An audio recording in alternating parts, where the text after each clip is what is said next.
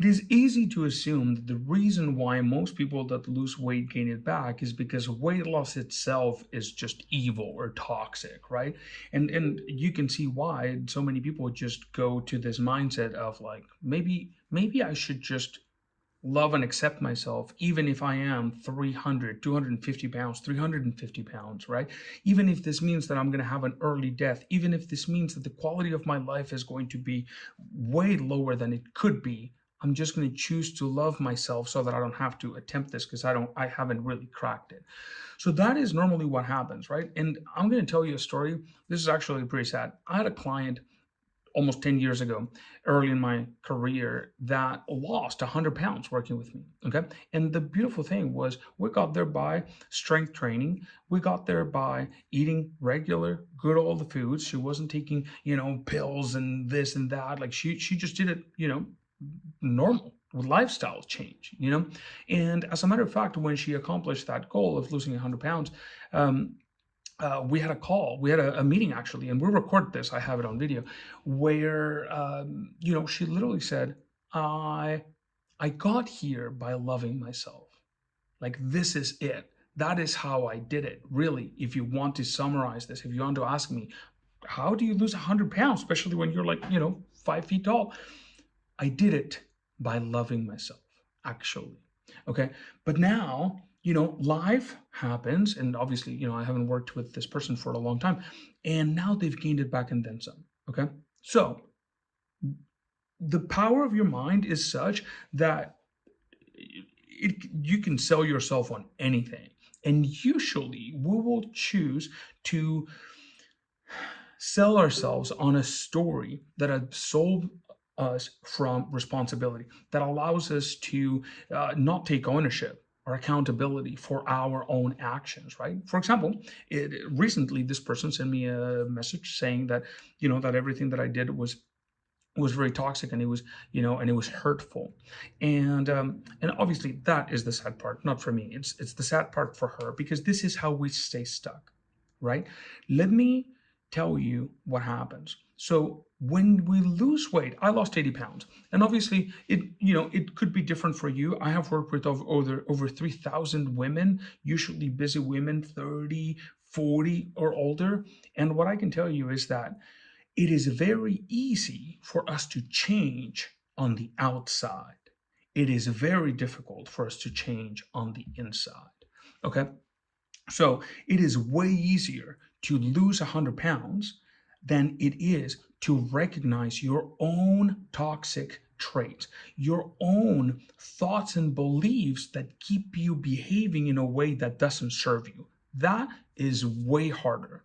And so you can just imagine, right? Like, so if you gain the weight because you stress eat, okay, but why do you stress eat? Oh, because I have too much on my plate. Okay, but why do you have so much on your plate? Oh, because I am absolute shit at setting boundaries, at saying no. I am too concerned with being a nice person. That's the identity that I'm trying to portray out there. And so I say yes to everything, and I burn myself down. I burn the candles on both ends. And then by the time I get home, I'm like, listen, who cares? Bring on the pizza or bring on whatever, right? I literally did this myself. That's how I got to 80 pounds overweight, right? But so acknowledging that and then changing it is significantly more difficult than just losing 100 pounds. I've helped almost 30 people lose 100 pounds in the last decade of my career. And I can tell you, this is way harder, right? This is why people revert back. It's not because weight loss is flawed. That's just physics. You can't argue physics, right? I mean, you can, but like these days, people argue everything, right? But the reality is that it's a lot more difficult to even be aware of the traits and the beliefs that are holding you back, right? So what I want to give you is a framework, 3 factors that you need to consider if you actually want to keep the weight off. Okay. And obviously, this is just what has worked for me and for my clients, and I share that with you here. This is well documented. In order for you to actually lose the weight, you need to first identify the actual cause, right? See, when you're 100 pounds overweight or 20 or whatever, and you look at yourself in the mirror and you're unhappy, it is very easy to think that the reason for your unhappiness is the state of your body, right? The way you look, the way you feel, how it hangs over your underwear, whatever, right? It is very easy to be like, that's the reason I'm unhappy.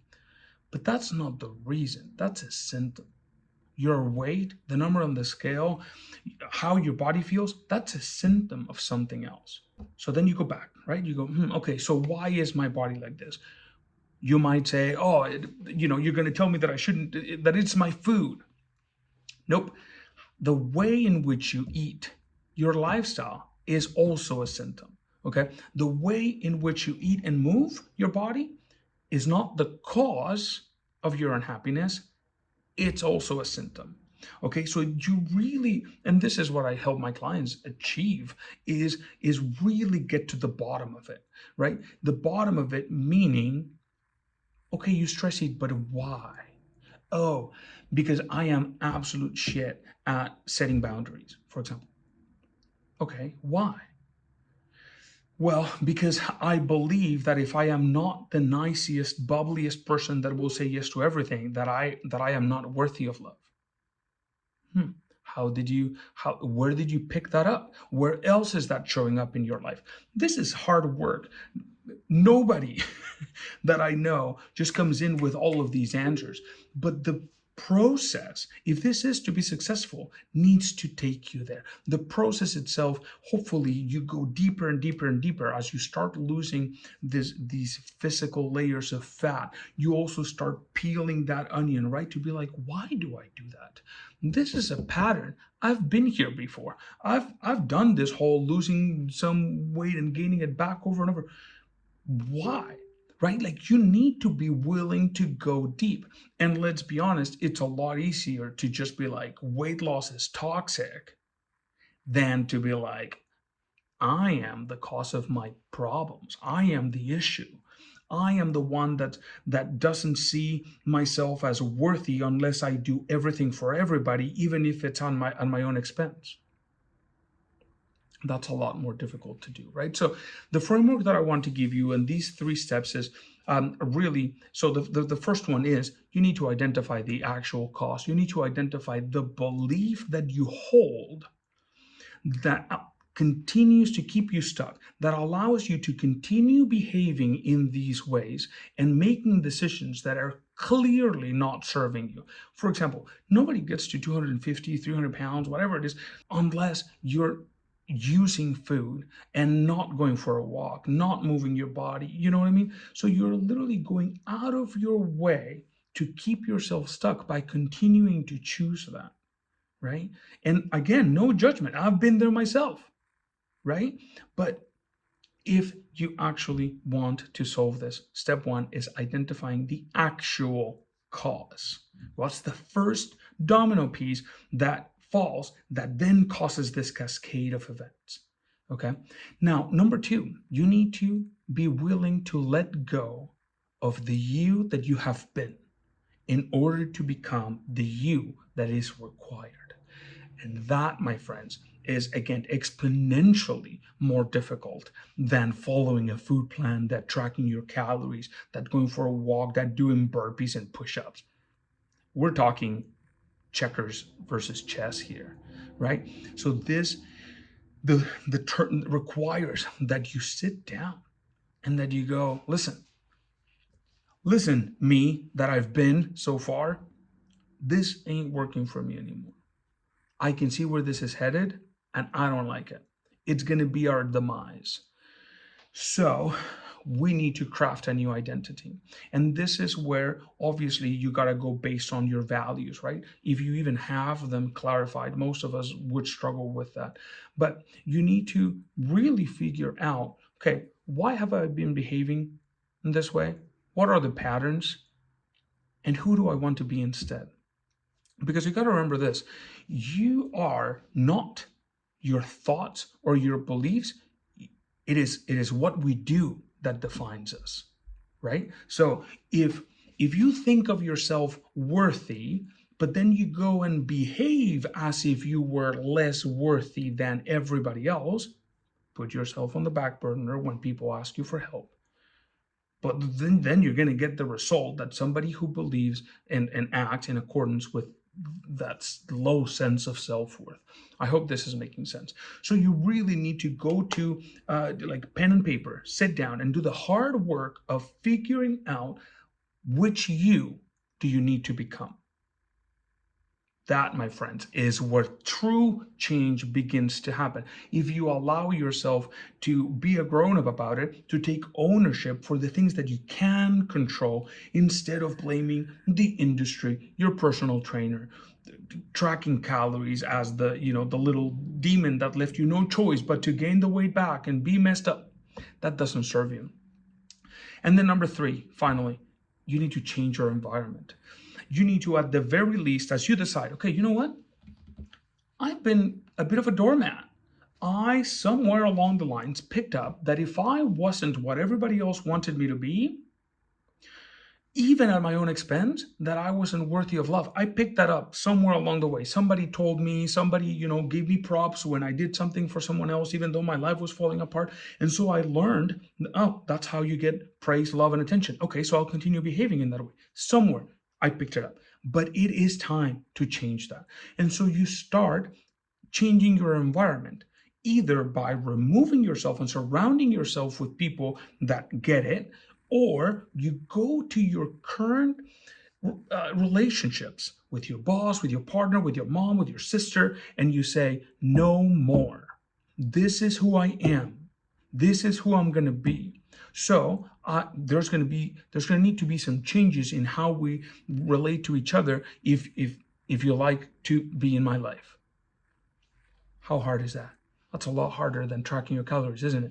So, and now you need to hold that bar. Next time that somebody tries to make you feel guilty for not being there to come and be the rescuer, and they try that, you need to hold that bar. You need to be like, I'm sorry, but no. I promised myself I was going to go and do my workout, and I am my priority, and I'm okay with that. So like, I'm sorry, I can be there for you right after, right? Obviously, if it's a car accident, like obviously, this as everything can be taken out of context. So you're welcome to do whatever you want with it, but that is the reality. You need to first identify the actual cause. Second, you need to redefine your identity. Who is the you that you need to become, that you need to start living your life as, so that this actually gets solved? And then number 3 is you need to change your environment, whether it is by you removing yourself from there, or you simply communicating to your boss, to your family, to your partner, whomever, to your kids even, what the new ways are. Remember, you get treated. You teach others how to treat you by what you tolerate. Okay? So you can say, I love myself, I am worthy, but if you allow others, if you treat yourself or allow others to treat you as if you are unworthy, then that is what you're reinforcing. And so you will always continue to behave in alignment with the identity that you carry around. Okay, my friends, I hope that is useful. Please let me know in a comment below what was one thing that resonated with you from this video. And if you like these types of videos, maybe hit the like button, maybe subscribe to the channel. I'm going to be bringing you a lot more content like this that's a little bit more long form. And you taking those actions tells me that you appreciate this, so that I can keep it coming for you. Okay, have a fantastic day. I love your faces, and I'll see you soon.